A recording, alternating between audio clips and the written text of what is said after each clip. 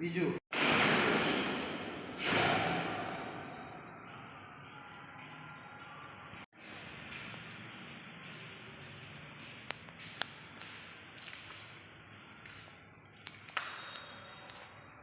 કરી અમે ઠેઠ ગાંધી મંદિર સુધી કરી પણ કોઈ કાંઈ ધ્યાન જ નથી દેતું, કોઈ જવાબ નથી દેતું. તો આની માટે શું કરવાનું? અમારે શું જીવનું જોખમ જ લેવાનું ને? એમ રાત દિવસ બેહીને રહેવાનું. અમારે રાત્રે સૂઈ તો અમને બીક લાગે કે પડશે તો. આ નાના નાના બાળકો છે અમારે વિંગમાં બધાય.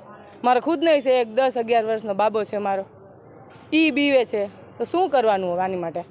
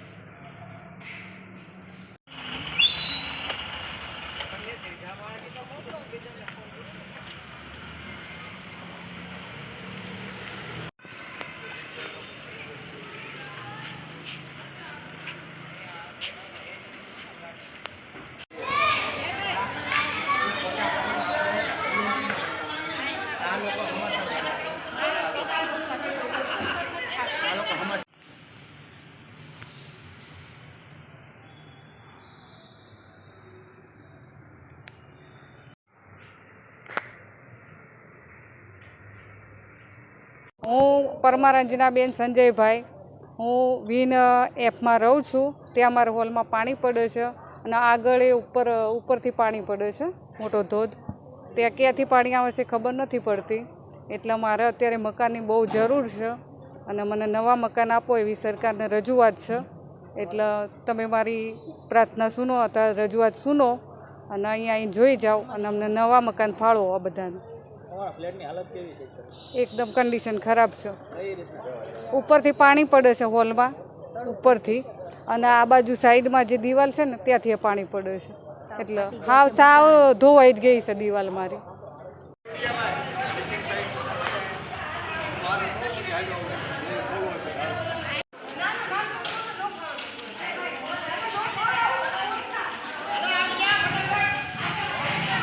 મારું નામ હસીનાબેન છે. આવાસમાં અમે રહેવી છીએ અને આ મકાન હાવ પડી જાય ને ખખડી જાય એવું જ છે.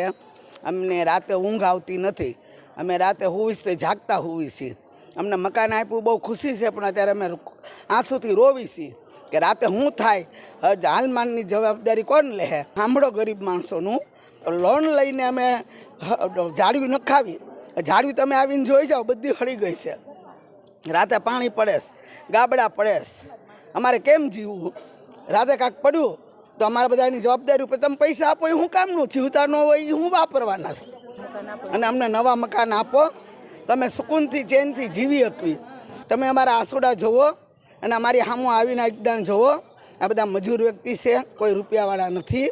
હવે મજૂરી કામ હું ખુદ બંગલાને તારે કામે કરવા જાઉં છું.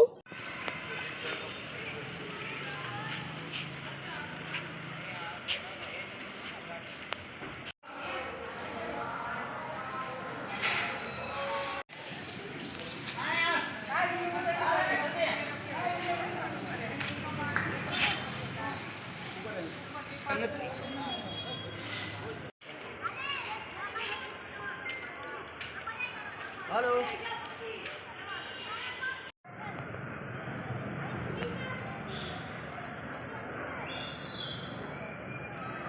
ડોડિયા છે. હું પ્રધાનમંત્રી આવાસ યોજનાના પ્રમુખ તરીકે હોદ્દો ધરાવું છું. આ આવાસ યોજનાની અને કોમ્યુનિટી હોલ જે આવાસ યોજનાની અંદર આવેલો છે, એ કોમ્યુનિટી હોલમાં અવારનવાર પોપડાઓ પડે છે અને સ્લેબ હાલ સીધો ઉપર અગાસીમાંથી પાણી પહેલા માળ સુધી આવે છે.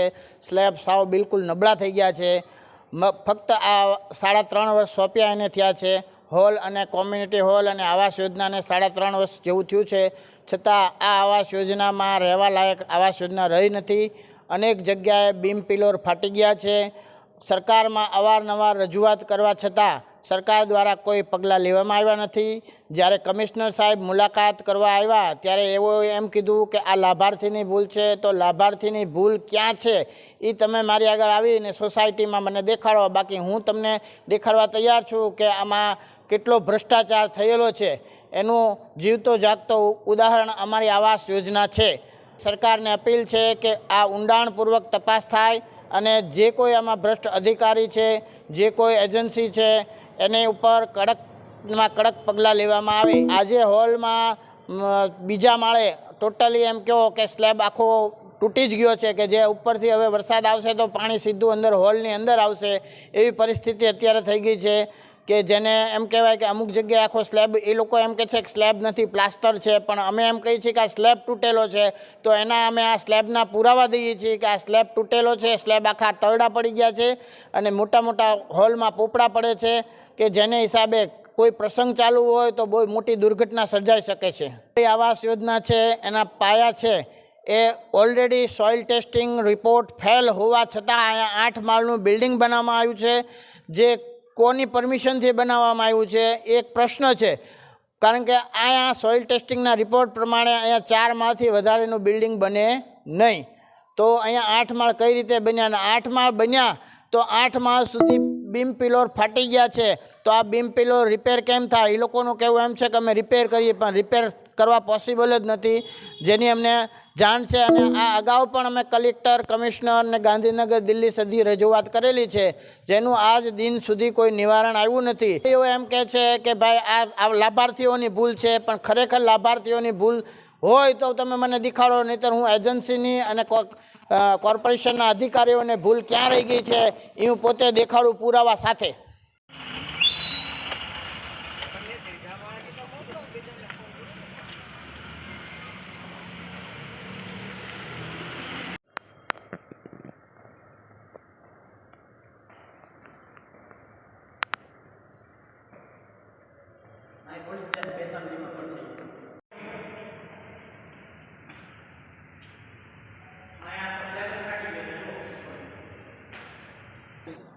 મારું નામ મહેન્દ્રભાઈ ડોરિયા છે.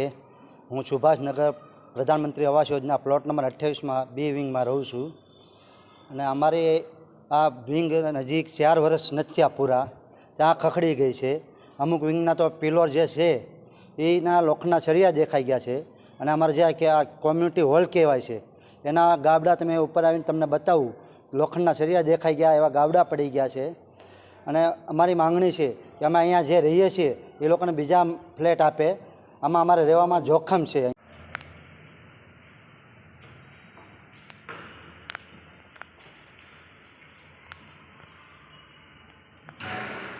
સલીમભાઈ ખોખર, હું ઓવિંગમાં રહું છું.